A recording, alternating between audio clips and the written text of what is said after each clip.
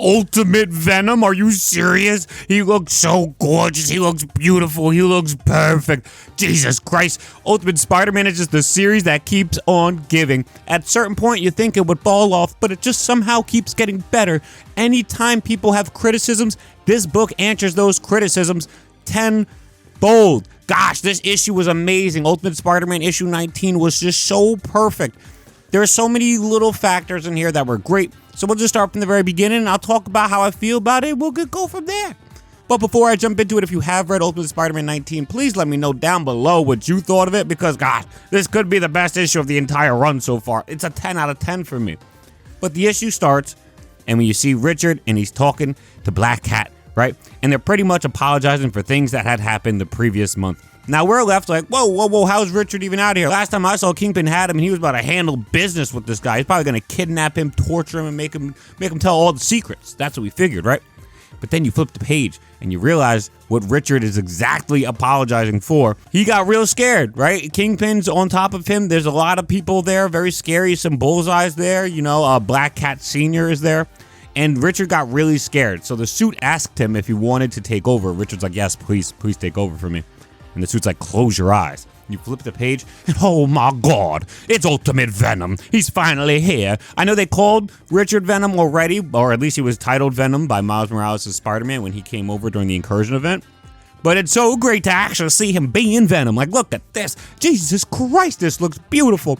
Now, this Venom hulks out while Richard is scared to protect him, and he literally just starts maiming everybody in the room. All of the bullseyes in there, they're getting murdered, like indiscriminately murdered to the point where they have to force Kingpin out of the room in fear that he's gonna die next. For reference, Bullseye was able to take down Harry Osborn in a 1v1. If it wasn't for Spider-Man, Harry would be dead. So this character is definitely at least stronger than the Green Goblin. And Venom was just taking these guys down without any problems. He looked so great. He looked so vicious and ferocious. But then you also look at the fact that this Venom may also have that little bit of a side to him, because they did leave Black Cat Sr. alive when Black Cat Jr., I'm just going to call him that, when Black Cat Jr. over here was like, don't hurt my dad, please. So maybe we do have some more to go with this Venom, you know. But as of now, I'm just so excited he's even here.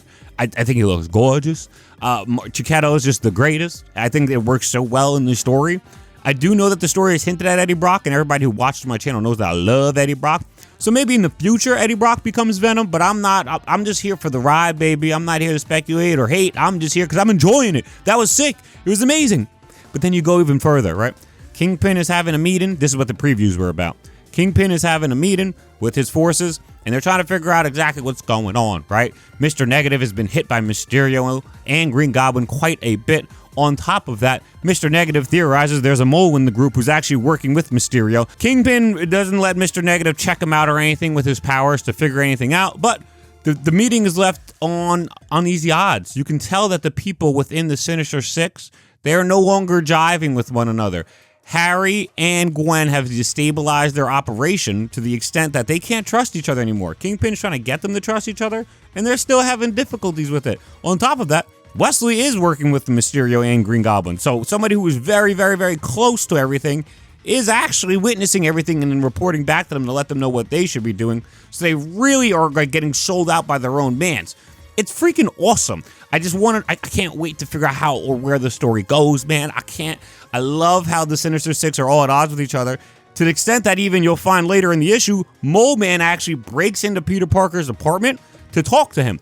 And now Peter Parker, Spider-Man, is like, he's actually waiting there himself, and he webs up Moleman. He's like, I've been waiting for this moment. But it turns out, Moleman isn't exactly here to cause problems. Moleman is actually here to warn Spider-Man. He doesn't want Spider-Man to get hurt. He's literally pretty much reporting back to Spider-Man in the same way that Wesley's reporting to Mysterio. And he's letting them know, like, look, man, they're getting close. They don't know exactly who you are, but they're gonna get there, right? Your son was in this predicament with them, very close.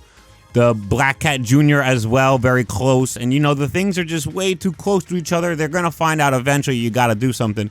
This is when Spider-Man's like, I don't even understand why you're helping me, bro. Like, you're supposed to be a part of the Sinister Six. What are you doing here? And that's when you find out that Moleman's like, I'm going to be real. I don't even like these guys. Like, I'm only here because, like, I got, like, roped up into this thing, and now I'm looking for a way out. And I believe I found my way out. Pretty much hinting that Spider-Man is going to be he thinks that Spider-Man is big enough and strong enough to take down all of the Sinister Six. But Moleman also has more knowledge. Like, he has insider knowledge from being a part of the Sinister Six. He believes in Spider-Man enough to help save the world, to the extent that Maker is going to be coming out and taking over the world, or, like, reinstituting his reign across the world. But Moleman believes in Spider-Man. Like, that's how strong and powerful Spider-Man is, especially with his beliefs. Like, even after Moleman says everything, and Spider-Man's like, I don't know if you got the right guy, because there's lines I'm not willing to cross. I personally think this actually helps Moleman believe in Spider-Man. He doesn't want somebody who's just a mercenary or a murderer. There's plenty of those in this world. He's found somebody who wants to change the public's mind and show the public that they can be better and to inspire them. Sick. I actually think Moleman was really great in this comic. They even tell you he has superpowers, and that's how he burrows through Peter Parker's apartment, not even on the first floor. And he's digging underground tunnels through the building. That's just his powers. He's super sick. But to end the story, this is probably the most important part, and maybe not the best part, because Venom being here was amazing, but this is the part that really just shuts up so many critics of this book, because they were all hating. As you guys know, Ultimate Spider-Man number 24 was announced. It's the finale. It's the end of the entire series as we know it currently. I know for a fact they're going to relaunch it. Marvel's not... We all know Marvel. Marvel's greedy. They're money hungry. They're never going to miss a chance to relaunch Ultimate Spider-Man, especially after what it did in 2024. So I know it's coming back. But either way, they're saying this series is coming to an end. It's finishing up. So everybody naturally took to their online Twitter fingers and had to just start typing about how terrible Mary Jane has been in this run, and how much of a nothing burger Mary Jane has been in this run, and how much she's just been a wet noodle this entire run. When in actuality, I didn't really subscribe to any of these thoughts. I'm a big believer that I don't criticize stuff for something that could be done later in a story. That just solves my criticism. I don't see the point in criticizing something like that. I wouldn't say, in issue 1, Spider-Man hasn't fought any bad guys yet. It's no, duh. It's issue number 1. They got plenty of time left. So even with that said, issue number 24 is going to be the end of the run, and people are like, well, Mary Jane didn't do jack shit all run. As if there's not 6 other issues still to come out, including this issue 19, which ends destroying all of their criticisms. It ends with Richard sneaking back home after he had met with Black Cat Jr. because, he's grounded and he snuck out to meet with her. Then he gets webbed up by Peter, and Mary Jane's there, and they're both livid. Mary Jane is fiery. She's talking about how the suit couldn't even stop her if she wanted to get her hands on Richard.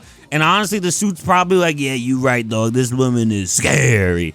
But to go even further, they see that Richard's really, upset. So they're like, we'll talk about this ourselves, amongst ourselves, to figure out what to do with you, because you can't just keep breaking out of here even though you are freaking grounded. So Peter even tells the suit that he's not allowed to leave the very freaking room. So I guess the suit acts as his handcuffs. So he's in a jail cell essentially now. But either way, we go even further. Not only have we seen Mary Jane be fiery and upset about this whole superhero stuff with Richard, but then Peter and Mary Jane have a one-on-one talk, and Mary Jane really unloads on us. She tells us about everything she's experiencing. She tells us about how she feels so overwhelmed, but she tried her best to be a good wife and just take it all on the chin and keep moving because she knew this is what Peter wanted to do. She tried her best to let Richard go out there too, because she thought it would be great for the two of them bonding with one another. But it's just too much. It's so much stress on her shoulders for her to carry herself without being able to voice her problems, without being able to voice her frustrations or vent to somebody.